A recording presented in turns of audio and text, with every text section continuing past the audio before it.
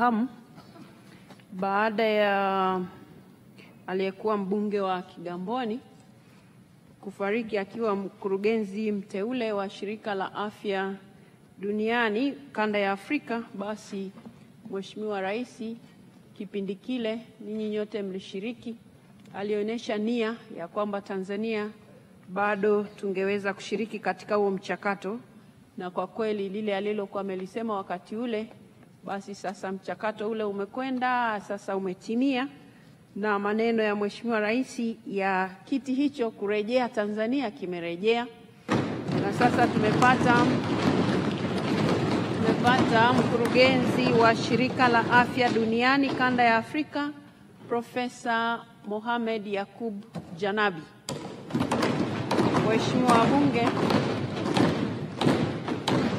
wabunge, pamoja na kumpongeza sana kwa hatua hii ambayo ameifikia na kumtakia kila laheri, tutapata nafasi ya kumpongeza sawasawa atakapokuja hapa bungeni tutakapomtangaza kama ambavyo tumekuwa tukifanya hivyo huko nyuma. Lakini kipekee kabisa ni shukuru timu yote ikiongozwa na Mheshimiwa Waziri wetu, Mheshimiwa Waziri wa Afya, Mheshimiwa Jenista Mhagama, na wote kwa kweli waliohusika, lakini pia waziri wetu wa mambo ya nje na ushirikiano wa Afrika Mashariki, na wote kwa kweli, wote na Watanzania wote, kwa sababu wengi walishiriki kwa hali, wengi walishiriki kwa hali, wengine kwa maombi, kwa kila mmoja ameshiriki. Lakini hawa viongozi nimewataja kwa sehemu tu ili tuone kwamba wote kwa kweli tumeshiriki. Wako wengine waliungana naye Mheshimiwa Rais katika kusafiri na Mheshimiwa Profesa Janabi kwenda kwenye kampeni kwenye nchi mbalimbali. Kwa hiyo hao nao tunawashukuru. Lakini wengi mlifanya maombi ili jambo hili liende sawa sawa, asanteni sana. Lakini sasa waheshimiwa wabunge, hapa nimemtaja Mheshimiwa Rais, na yeye tutumie fursa hii kama Watanzania kumshukuru sana kwa nguvu aliyoweka katika kuhakikisha kiti hiki kinarejea Tanzania kwa mara ya pili. Kwa tunampongeza sana Mheshimiwa Dr. Samia Suluhu Hassan kwa hatua hii, lakini pia tunamshukuru sana kwa kujitoa kwake yeye binafsi. Wengi wetu tulipata, hata yeye mwenyewe ilibidi aseme maneno ya kwamba jamani, mimi namuunga mkono, huyu ni kijana wangu.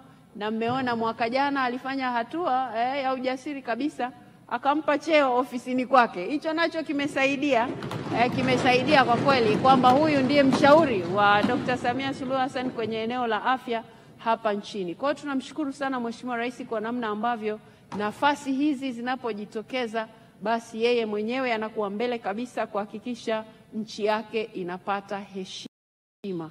Tunamshukuru sana kwa kazi hiyo. Na waheshimiwa wabunge, naamini siku tutakapokuwa tukisikiliza hapa hotuba ambayo itakuwa inaletwa na Mheshimiwa Waziri wa mambo ya nje na ushirikiano wa Afrika Mashariki, naamini tutapata pengine orodha hapo ya kuonyesha nafasi mbalimbali ambazo zimepatikana katika kipindi hiki Dr. Samia Suluhu Hassan akiwa rais, kwa sababu ya mahusiano aliyoweka vizuri kabisa kimataifa, kushirikiana na serikali za nchi nyingine, lakini kushirikiana na marais wenzie, basi inaturahisishia vyeo hivi kuendelea kuja hapa nchini. Na nimesema kwamba atatutajia Mheshimiwa Waziri, kwa sababu hata mimi ningeanza kuorodhesha hapa sina uhakika nitavipata vyote, lakini kwa sababu tunayempongeza hapa yuko kwenye eneo la afya, Profesa Janabi. Lakini hapo Muhimbili miezi michache iliyopita pametoa pia mkurugenzi wa masuala ya tiba ama inaitwa afya kule Umoja wa Afrika AU, inaongozwa na Mtanzania pia. Kwa hiyo tunafanya vizuri, na nirejee tena kauli yangu ya kwamba tusijidharau. Watanzania tunafanya vizuri, na haya yote yanaendelea kupatikana si kwa bahati mbaya, yanapatikana kwa sababu ya mambo mazuri yanayofanyika hapa nchini, ikiwa ni pamoja na eneo la utawala bora. Kwa hiyo mlishike hilo.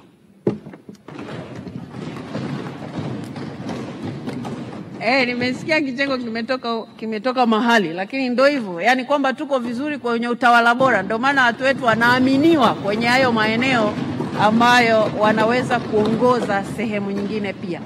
Mheshimiwa wabunge, kwa sababu hili jambo tutalirejea atakapokuja mheshimiwa, naona nimekazana sana kumuita mheshimiwa, itakuwa anaelekea huko Profesa Mohamed Janabi atakapokuja hapa, tutafanya hiyo kazi kwa ukamilifu zaidi. Waheshimiwa wabunge, baada ya hayo sasa Mheshimiwa Rashid Abdalla Shangazi atafuatiwa na Mheshimiwa Esther